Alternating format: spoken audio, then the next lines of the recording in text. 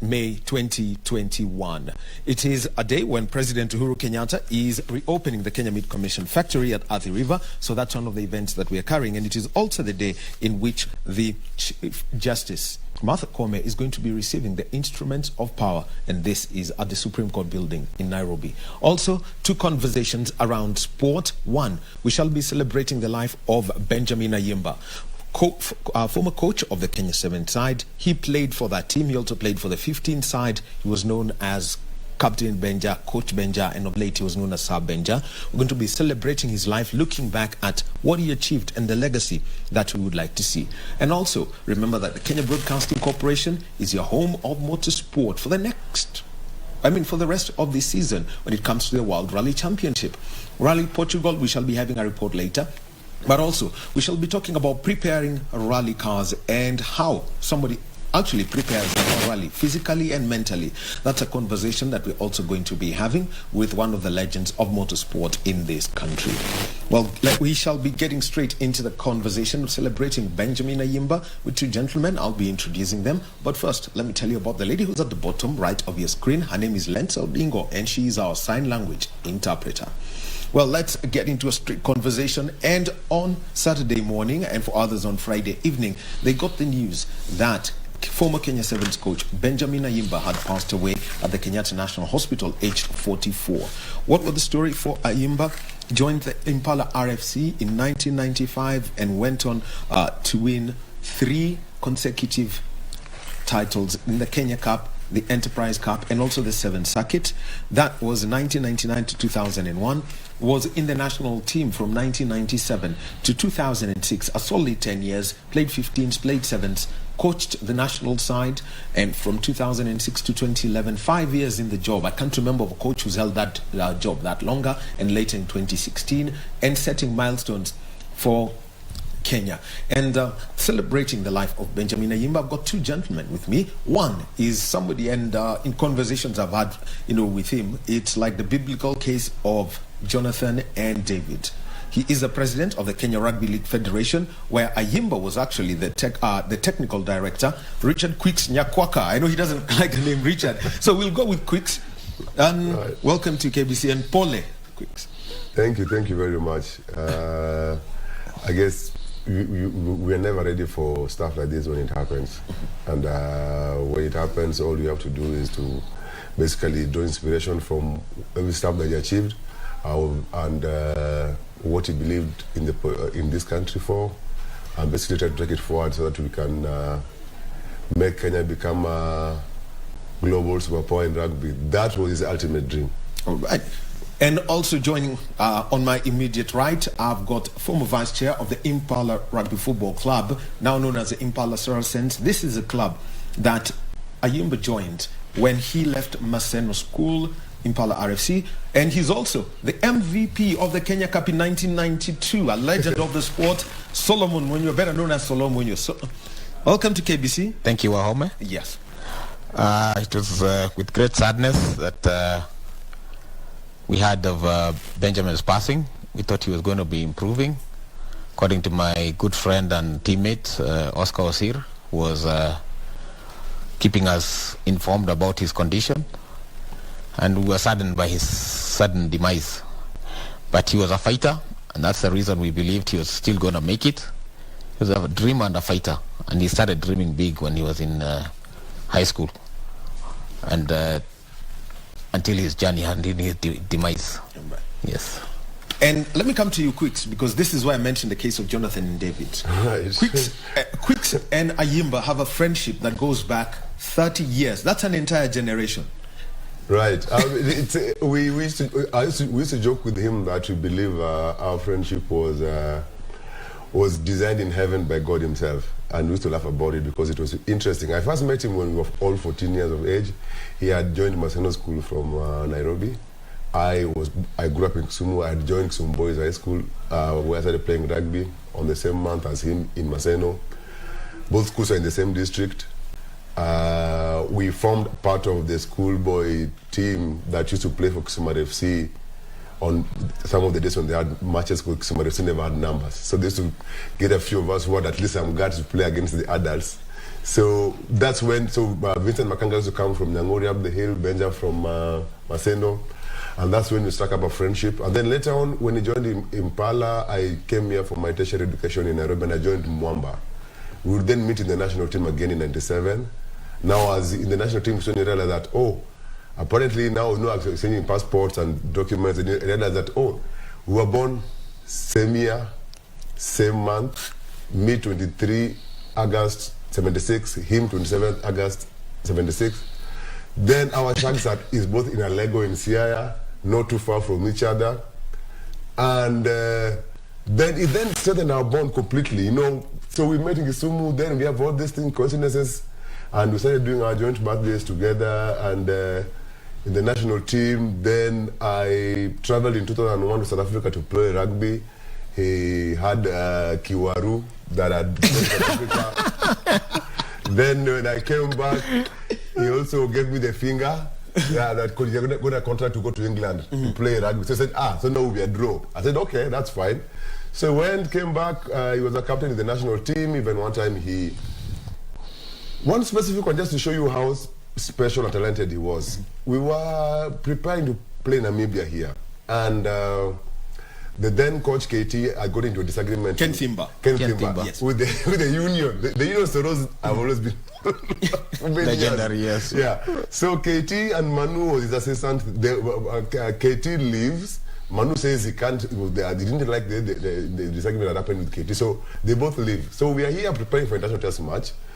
The technical bench has left. There's no time. Anybody is coming in a few weeks time. So what do they decide? Benja was the captain. So he then became the coach for the match, the captain, and the player. So you can imagine against Namibia, he's playing, he's captaining on the pitch, but he's controlling the bench from inside the pitch at the same time.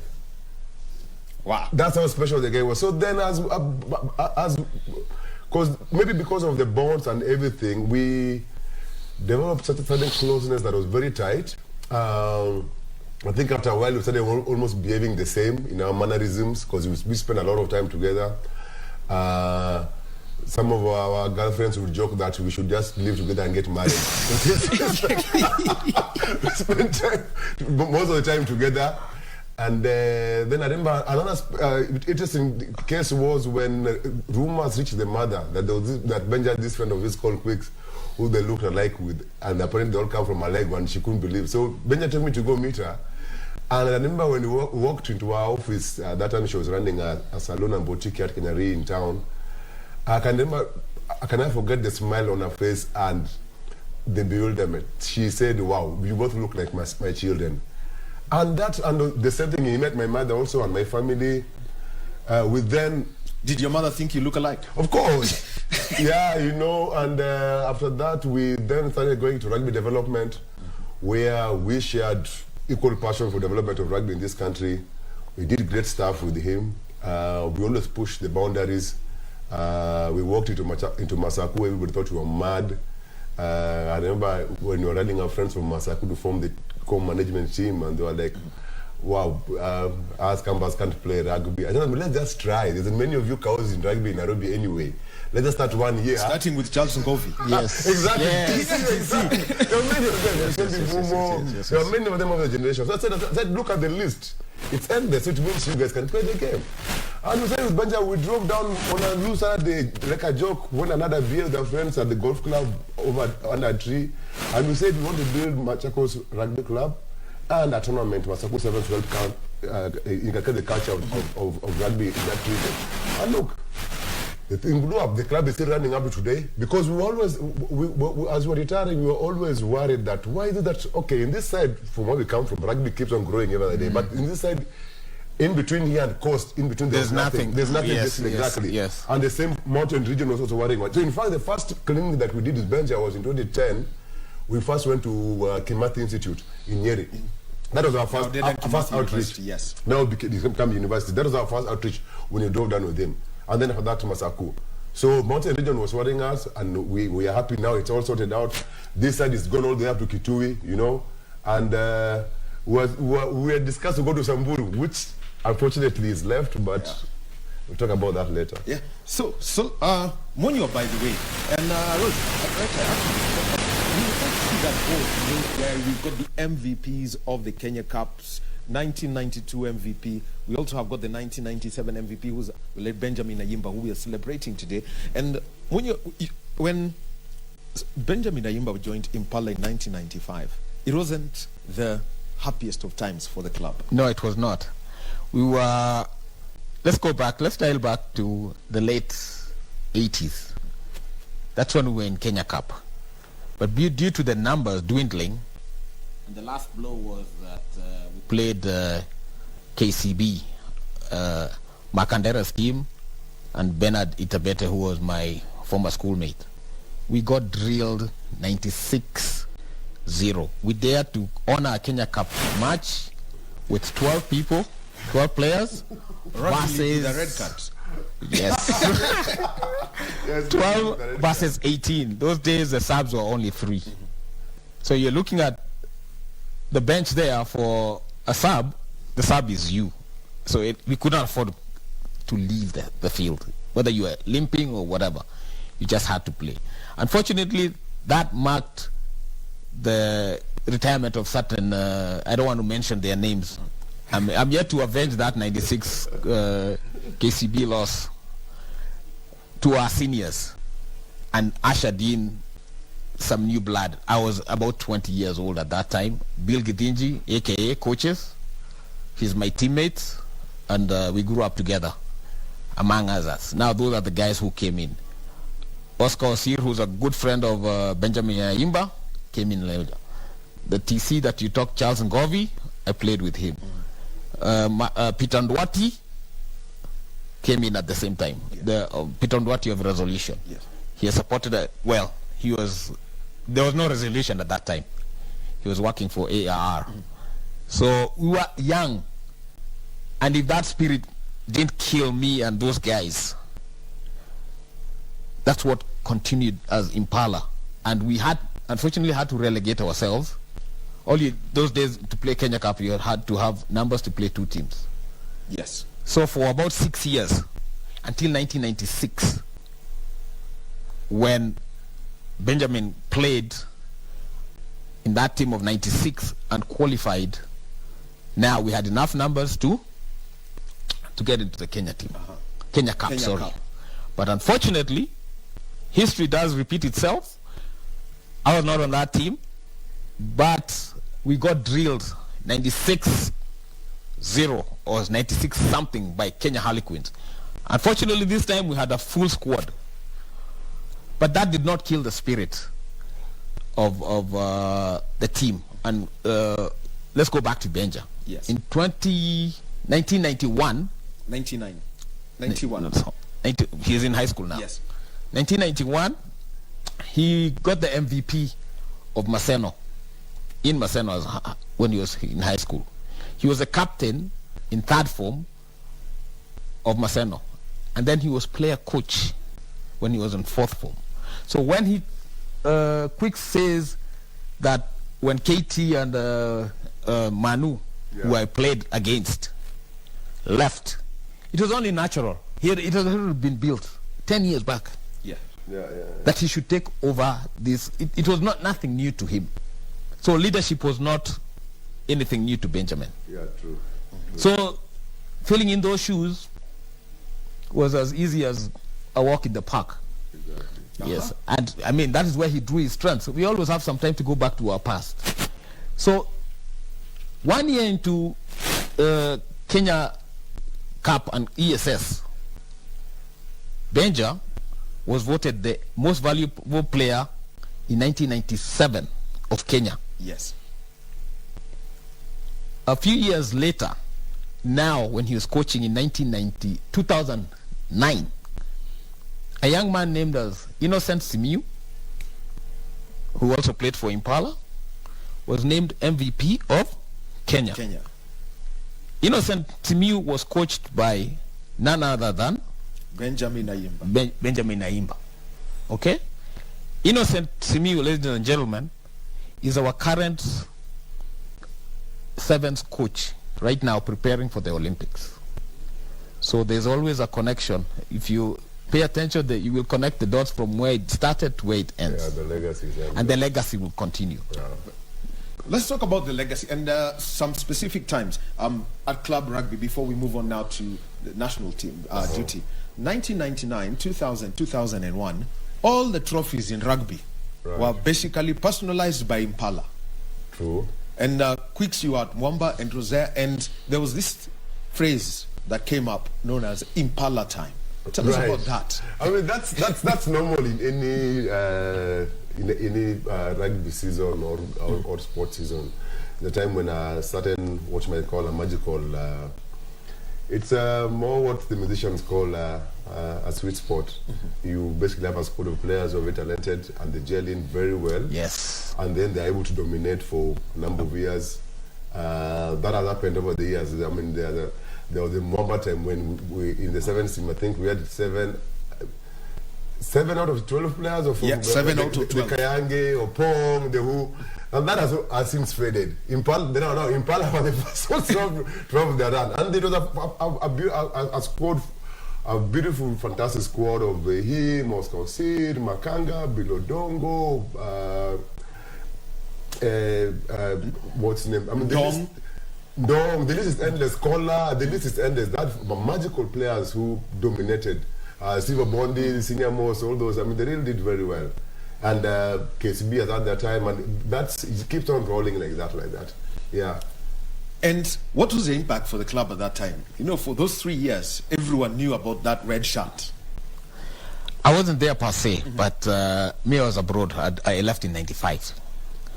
But me being in the States at that time, after we've been drilled playing ESS for so many years, and then I'm reading the news, my boys, Knights Impala, and they're sending me shirts, they're sending me all the, I was beside myself. How did these guys come together? But it's not unusual, like my brother here said, because you dial back in late 1980s, early 19th, there was a team called Barclays. Yes. And they dominated everything. I would say 2/3 of the national team were from Barclays. And there was no question about if or whatever the makeup of the team. Because it was their time. And like my brother here said, within that time, that is what will happen. Those are the guys who are performing, they've jailed, they understand the game. I don't know how it happened. It's only one club that is actually dominant at that time. Even if you look at the NBAs or the NFLs, it happened. There's a time you guys are going to dominate. And then if you don't keep feeding and bringing up the young guys, don't forget you've got a bullseye in your, on your back. On your back, permanently. Yes. So they know you, they've done you, they're studying everything you're doing. All right. Celebrating the life of Benjamin Ayimba with Solomon Munyua, MVP Kenya Cup in 1992, and also with Quicks Nyakwaka, a very close friend of the late Benja. Now, let's pick up a story about Benjamin Ayimba in the national team. He tells a story about how they qualified for the Rugby World Cup that was played in Argentina in the year 2001. And Rose, play out that story. Benjamin Ayimba speaking at TEDx Nairobi. And the story is how they played in Argentina and how things changed his time at the national team and how Shuja, came into being. One of the biggest things happened to me in Argentina that is a process to how my growth has been through this journey. There's this game that we're playing against Argentina, which was our first game, and playing at home. You do not want to meet any Argentinian in a crowd of even 5, even if you're racing cockroaches. Those guys are intimidating, thoroughly intimidating. We're in the changing room, which is underneath the stands, and the whole stadium is trembling because these guys are jumping up and down the stands, and the whole building is vibrating, and you're thinking, wow, this is definitely going to fall. And when you walk out to the tunnel, across the tunnel, I could see them waving those flags, and there was a slight drizzle. And the captain has come out, his shirt untucked, his socks to the bottom. I'm wondering, what decorum? Before I could think of how he was dressed, He came out running with his hair, shaking the water around. And I was mesmerized. I was trying to jog into the field. And when he got to the line, just when he got to the line, he booted the ball across to the other side. It's never happened. This guy is crazy. What's happening? This is rugby sevens. I turned to my guys and I was wondering, all of them were also mesmerized. I felt a chill down my spine and wondered, what the hell is happening here? So we got into the field. In the same confusion, they got a few tries across us. We made a few mistakes, and when we went to the half, the coach is wondering, so why guys, what's happening? What's happening? And I told him, no, it's just we're getting our things sorted. And by the end of the game, it was a very good game, and we walked out. However, one good thing happened in that game. We beat France, and that set us up for our confidence growth.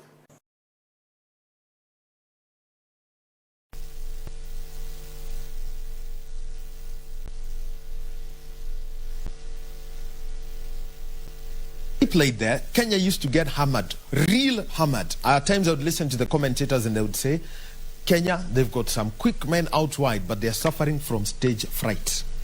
Quicks. Yes. That was your time. Right. What was the stories that you got whenever there was a tour and the players came back? I mean, number one, Benja was very keen in rugby sevens. And like me and many others, we are to believe in 15s. So Benja was one of the first generations actually in Kenya to actually take sevens rugby to the next level and actually professionalize it. And in 1999, when the World Rugby developed the seven international circuit, he was instrumental in constantly helping to develop that team as a player with his colleagues. And the first people to actually take the game very seriously for sevens and develop a different training regime for it completely differently, and they were able to actually put it on the map, and by default also put Kenya on the world map. Yes, of course, given that other leagues in the world were much more developed than us, the players were a little bit more skilled, and every year it was always a struggle to keep on reducing the gap between us and them. Benja was very instrumental in always believing in the ability of Kenyans. But unlike one time we realized that basically what those guys were basically doing, that they had hit the gym faster before us. They called certain conditions that started us, maybe we were still doing what we might call Roju rugby. So Benja was Roju sports. Exactly. So Benja was the first guy. I remember we used to argue. He started coming down with this theory and science. I think him and Oscar say that, oh, you know, you need to train like this, you need to eat this kind of meal, you need to hit the gym this way, you need to do this number of press-ups, this number of deadlift, of squats, of stuff like that. You need to rest this way, you need to drink water this way. You know, because before that we only used to drink water when they're thirsty, you know, and we believe that anybody who asked for water was unfit. Yes. Exactly. Exactly. But then now we realize that actually water, Benja and his crew studied, and of course helped by Edward Rombo.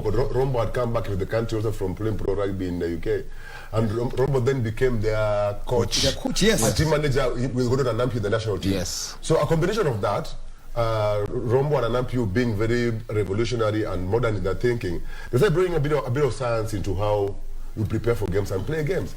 And all of a sudden, players just started being competitive on the world stage. The scores started becoming narrower, and we started winning some games, and the rest is history, you know. Talking about some games, and Solo, I'll come to you. Let's also get to hear from Benjamin Ayimba, speaking also at TEDx Nairobi. And this is when they won against Australia in Hong Kong. This was one moment when everyone said, yes, Kenya is headed somewhere. 2003 season, the International Rugby Board invited us to Hong Kong, which is a big tournament. It's the only tournament that is a prize money tournament. So the winners are given $100,000, and it goes all the way down to the quarterfinalists who get about $10,000. And believe it or not, our motivation for going to that tournament was to try and have a go at the $100,000. It was, by all means, it wasn't going to be possible. But I was leading the team, and therefore you'd expect me to tell them that it was reachable, and they believed in my crazy ideas by then. So we went on to play the games, and the most crucial game was Australia on the day. I was a captain then, so we play until full time. The hooter goes. In rugby union, when the hooter goes, you can still play along until the ball goes dead. By going dead, it means there's a knock-on, or you've kicked it out, or the ball is out of boundary. So what happens is we had possession, trying to score, and Australia were really, really desperate trying to defend. And they conceded a penalty right in front of the. It wasn't right in front of the post, but it was a kickable penalty. And there was Oscar Osir, my good friend, who was a senior player then, clubmate. And I looked at him and said, you know what we need to do here. I cooled everyone down and told them, guys, relax. This guy has to take this kick. And all our dreams as a nation lie with this guy.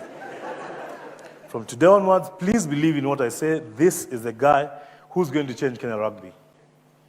And I went and whispered to Oscar, you know you're on your own.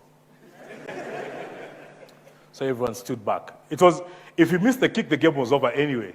So it was a do-or-die situation. And the first time in my life, I see Oscar picking up the ball and taking a deep breath. My goodness, this guy just doesn't believe in himself. I almost changed my mind then, but I thought, okay, fine, it's done. That was the longest 2 seconds in my life. I think I can still see the ball flying through the air. There was a slight drizzle as well. The game was being played in the evening.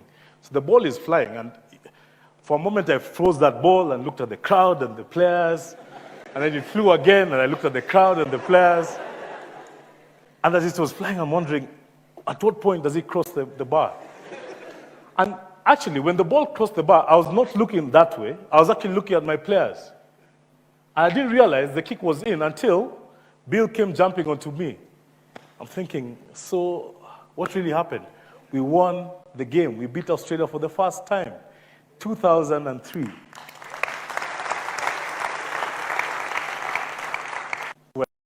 Well, Benjamin Ayimba speaking at TEDx Nairobi, and that was after the Hong Kong Sevens. They won against Australia. It was a big moment for them. Solo, you know, when you beat Australia, we know about the Wallabies. The story of the Wallabies mainly was from the 15 side. They've won the Rugby World Cup. Then suddenly, here you are beating the Wallabies. What was the moment then? Let me add on to that. The Wallabies, that was not the first encounter. Yes. With Kenya. In my earlier generation, I'm second tier. This is the first tier. And they played in 1992. Hong Kong Sevens, either 92 or 96. Yes. That was the team of Max Munyafu. It was earlier, I think it was 86. 86. 86, yeah. And they were beaten. For us to come back now and beat us. Really? That's a milestone. But you see how long has it taken? 17 years. Exactly. Exactly. That was exactly. 0-3. A build-up. And back to what we were saying about how Kenya transformed and Benjamin and other guys transformed Kenya. They were exposed, they had gone internationally. He was playing for the Pirates. Yes, that was Benjamin. Yes, Benja. And Oscar Osir was also there. Also Namcos, we normally call the current coach Innocent Simiyu, yes, Namcos, were there. So whatever they saw, whatever we got exposed to, that is what they took a page off their book and brought it to Kenya, and slowly, because resources, we have a lot of human resources, but financial resources to actually execute what we need to execute, like he said, Quick said. The training regiment, you have to have a proper gym, proper meal plans. Don't forget, we are not professional. Guys have to go to school or their jobs and still play rugby. So the only part where they tried to be professional when they went abroad. And it is with this exposure. And then also Kenya has advanced, and the game has advanced in that when they brought the RIB series, we had 2 legs. The one in Dubai And one in South Africa. and the one in South Africa, which Benja participated in. And through that, Bill Gedinju was a coach at some point, and also Edward Rombo. Edward Rombo, yes, came later. Yes. So through that exposure, that's why you're saying we had stage fright. You have to be exposed to these big guys, because now all you do is see them on TV. And you're saying, oh man, there is so-and-so, there is Serevi, there is Lunambaka, or Lomo. Yes, they did get a chance to play with New Zealand, against New Zealand with Lomo and company. And before you know it, until you brush shoulders with these guys and you bang them and you realize these guys are just human like us. But you've got to go through that first. And it takes a lot. And then your self-confidence. That is what you're trying to build. And Benja was instrumental in instilling or bringing out the best out of a player. And pep talk, even if it's pep talk before the game, he will have a good talk and he will make sure he instill that confidence so you can be able to play and believe in yourself. Oh yeah, but they talk pep talk, very crazy pep talk.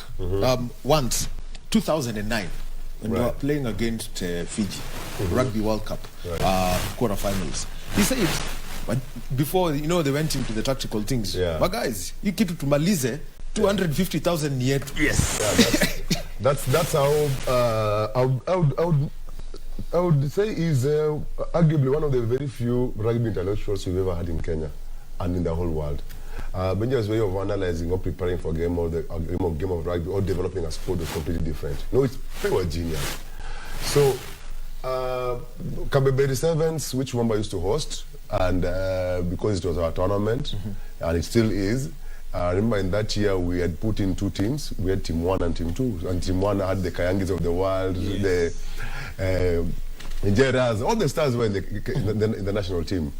So we are playing, we are hosting the tournament. We've got two teams, number 1 and number 2. So I'm helping Rombo to manage everything of the two sides that we're putting in the tournament.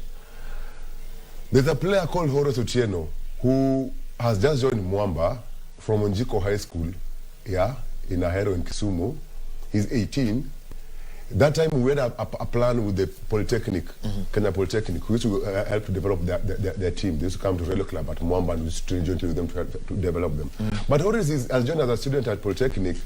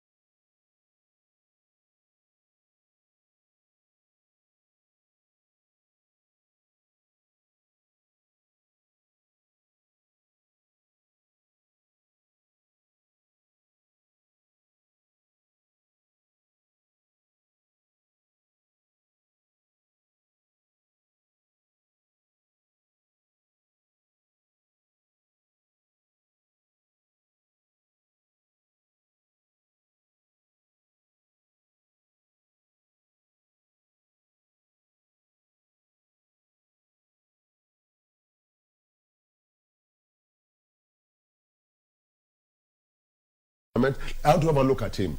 And like that, boom. Well, talking about 2009, we're going to play you 2 clips. One is from that TEDx Nairobi talk, and this is where he was talking about how they went on to beat Fiji in the Rugby World Cup 2009. And also, he speaks about his way of selecting the team when they were in the coaching staff then was Oscar Osir and Felix Ochieng. Those were the 3 people in charge of the Kenya Sevens side. Play out Ayimba speaking about the Fiji game in 2009. When we were appointed coaches, Oscar, myself, and Felix, we made one decision: to win the World Cup in 2009. You can imagine how ridiculous that sounded. 2009, 2006, 2009, winning the World Cup. So everyone laughed and fell on the floor. That was no problem. So during our preparations, we got to the finals. In the 2008-9 season, we got the finals of the Australia leg, where we lost to South Africa. Came the World Cup. We played so well. And on the third day, in the tunnel, I remember saying, we need a winning side. And when the team list came, and I made the alterations, and it was only me who had believed in that team. I looked at the team sheet 3 times, and that was because I was against, it went against 2 or 3 other guys who were helping me in selection and had the best time in our life. We beat Fiji 26-5 to get to the World Cup semi-finals. The reason why that was big is, you remember the team that beat us 10 years ago, 71-0? That is the team we beat 26-5. So all in all, and in conclusion, everything that we set our minds to might sound cliche, but can be done. From the humble beginnings of Kenya Rugby Sevens, humble beginnings of Benjamin Ayimba, all this can be done. And we could have another kid from somewhere else standing here 20 years from now and giving even a more powerful story. Well, Benjamin Ayimba speaking about that Fiji game, and let me just jog your memory. Let's go back to 2009 in that game where Kenya played against Fiji.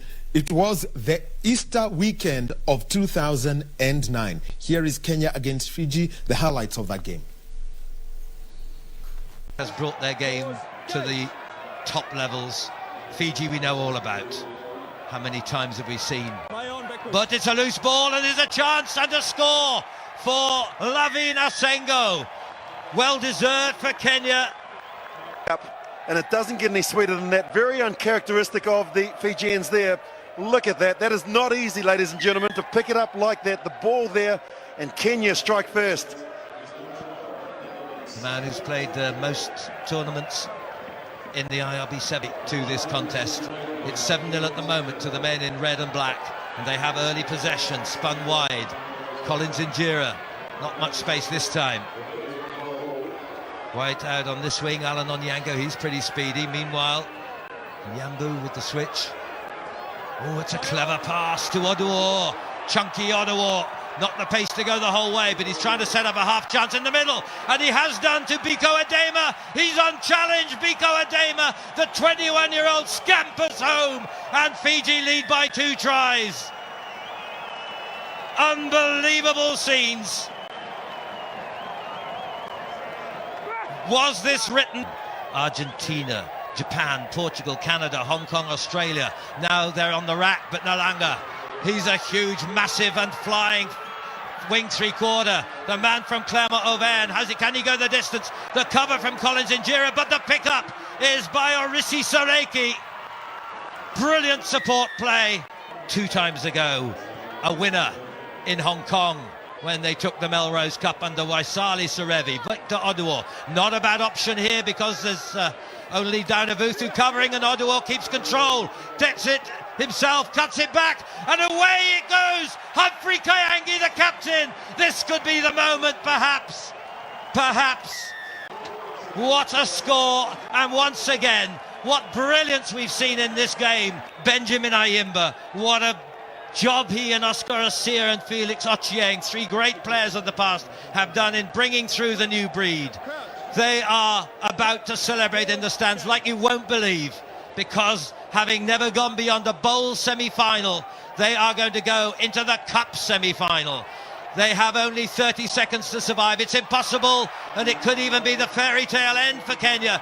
Oh yes it is, oh yes it is, and it's away, and the score is by Collins Injera. The celebrations can be rampant now.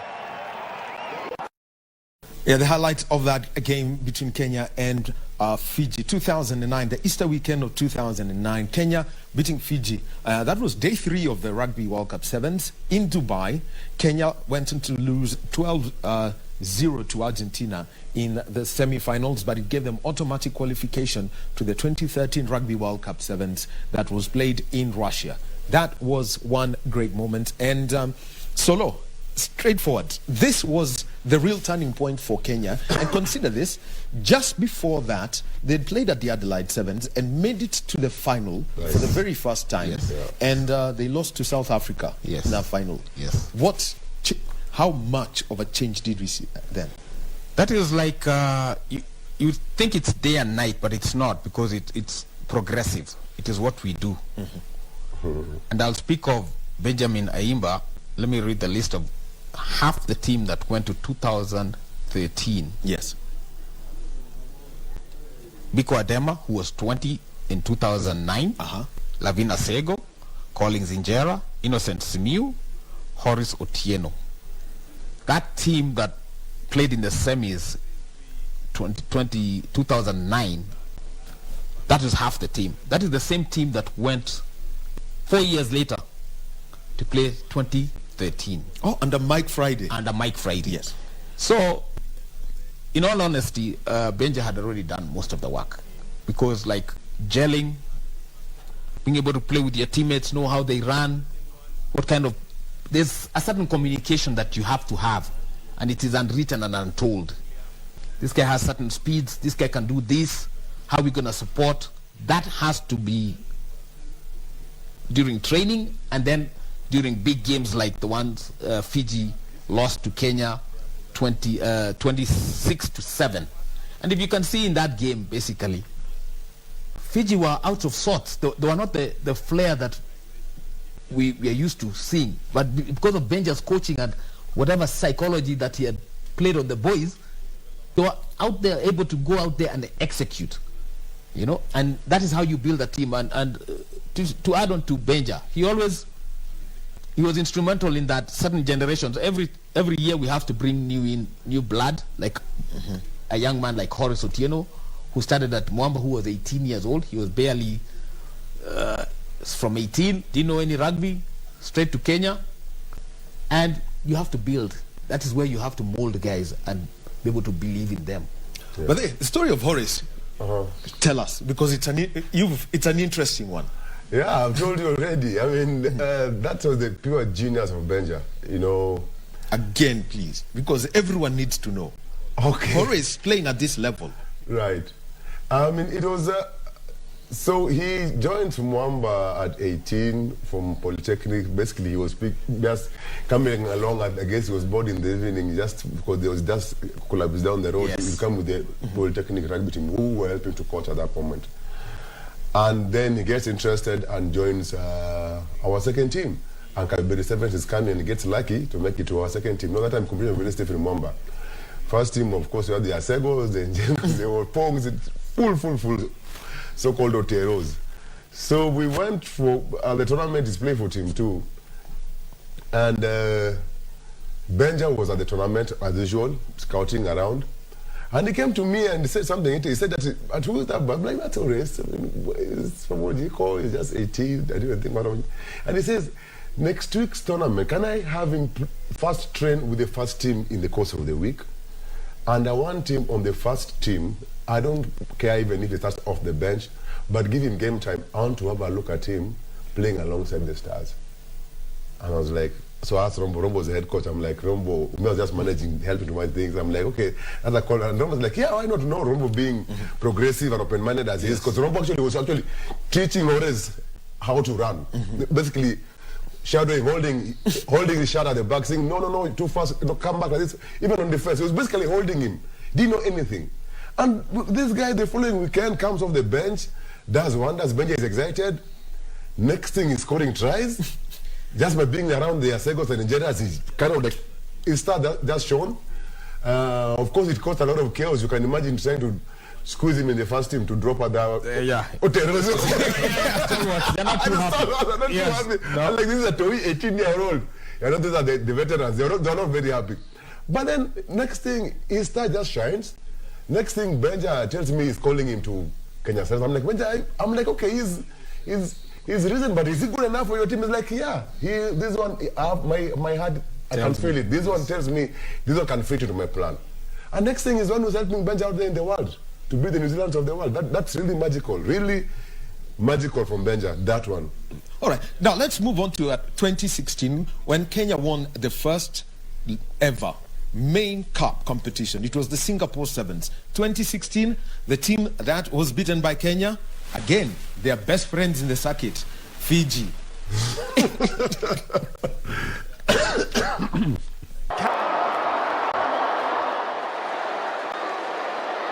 scrum is good. The 30 sharp from Kenya, dancing around. He's Lugonzo, now switching to the rampaging try scorer Ayodi, and now they can clear to... Wow, what a moment it was. 2016 in Singapore. When they came back, the first stop was, the reception.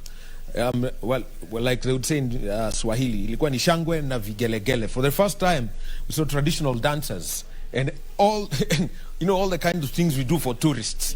And visiting heads of state at the airport, they went to State House, had the, got the president to do a line out. So, this is, I think, the highest level that Kenya has got. Yes. And Benja was the coach again. It was his second stint. He had overseen Kenya. We used to call it Benja 2. Benja 2. Yes. Benja season. And got Kenya to the with that, Ombachi with his wheels past Zimbabwe. Yes. Kenya qualified for the Olympics. That was huge. And then Singapore. Yes. Solo. I'd say kudos to Benja. We're gonna miss you and your leadership. I don't know how you led this young man to perform, but Fiji once again were out of sorts because they were not the flair Fiji that we are used to seeing due to the preparation of the boys by Benjamin Ayimba. That has to be said, and we're gonna miss him because he built. Actually, I think he's the most success. If I might go out of my way, I think he's the most successful coach, sevens coach that we've had. Semi-finals, a cup in the RIB series. Yes, that speaks volumes. Something else. Yes, well, let's talk about the other organization side, Masaku Sevens. Right. That's a famous product that you had.